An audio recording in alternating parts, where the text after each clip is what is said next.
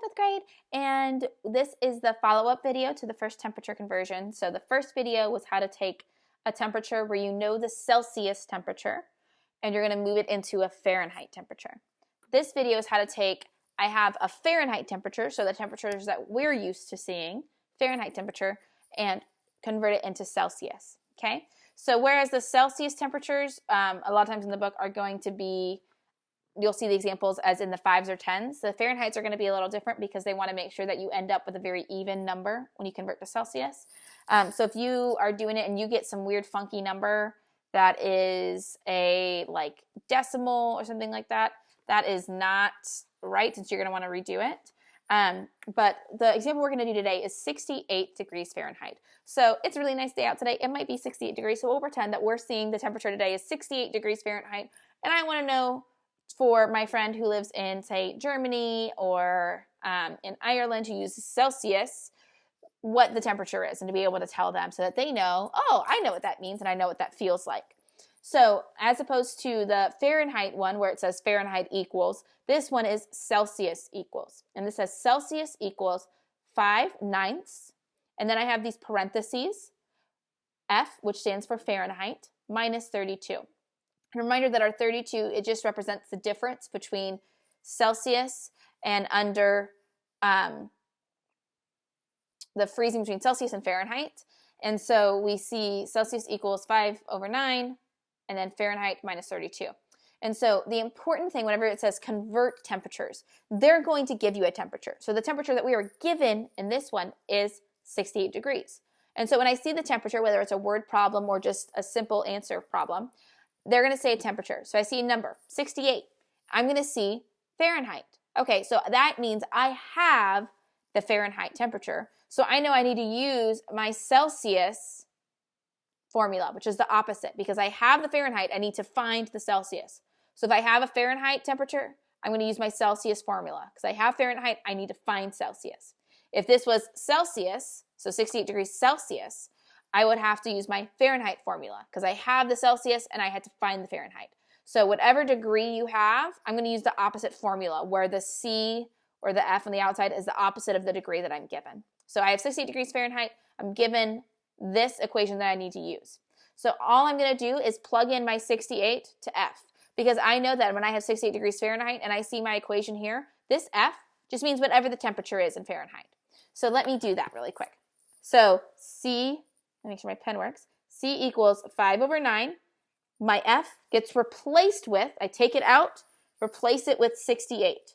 Because once again, I know 68 degrees Fahrenheit is all that this F means. This F means whatever the temperature is in Fahrenheit, and I know what that is now, so I can plug it in. Minus 32. So now, an important thing to remember when we're doing this is order of operations, which we talked about briefly, is what do I do first? Because I have fractions next to parentheses, which is going to mean multiplication, and then I have subtraction. But I know that I have my parentheses, so I have to do what's in my parentheses first. So I have 68 minus 32. So 68 minus 32 is going to be 36. Okay?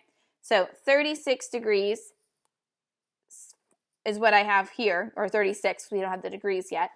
And then we have 5/9 over here, and then my 36 is in the parentheses now because I've solved this. So this gets solved, and that means 36. And then I bring down my 5/9 because I haven't done anything with that yet.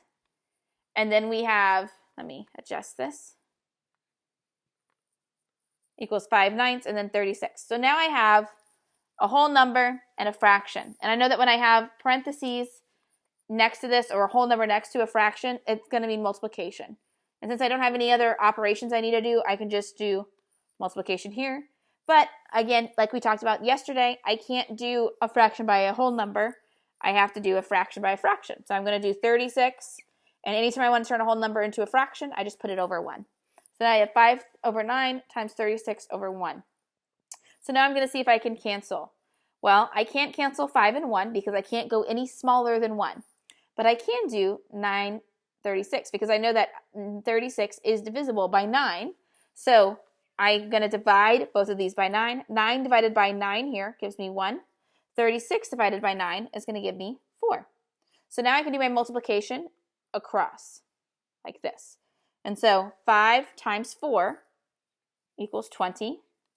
1 times 1 equals 1. And I know that just like I can put a whole number over 1 to make a fraction, if I have a number over 1, that means it's a whole number. So I'm left with 20. So let me write down my solved equation. C equals 20. So my degree Celsius is 20 degrees. So I can come here, my eye is itching, and say 68 degrees Fahrenheit is the same as 20 degrees Celsius. So that's how we walk through how to convert a Fahrenheit degree, where I have the Fahrenheit temperature, to a Celsius temperature.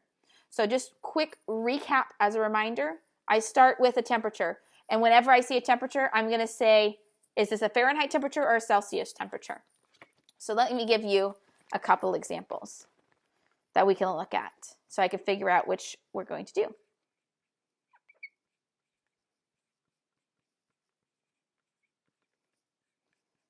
One second.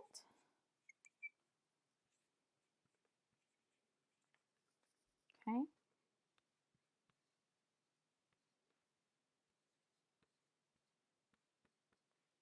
Okay, so here's my Celsius and Fahrenheit formulas. So if I have 40 degrees Celsius, I have the Celsius temperature. So I know that the temperature in Celsius, which means I need to use the opposite formula. So 40 degrees Celsius, I'm going to use my formula that starts with F. So I'm trying to find Fahrenheit because I already have the Celsius. And when I go to complete this equation, I'm going to replace my C with this temperature number right here, because I know this C represents the temperature Celsius. So for this, when I would start this equation, I would do 9 over 5 times 40 plus 32. And I do my multiplication, where I convert to a fraction, multiply, then add to 32, whatever my answer is. 37 degrees Fahrenheit. So 37 degrees Fahrenheit. This might not be an even number if you actually try this problem, so you may not want to, because I just pulled this number out of my head.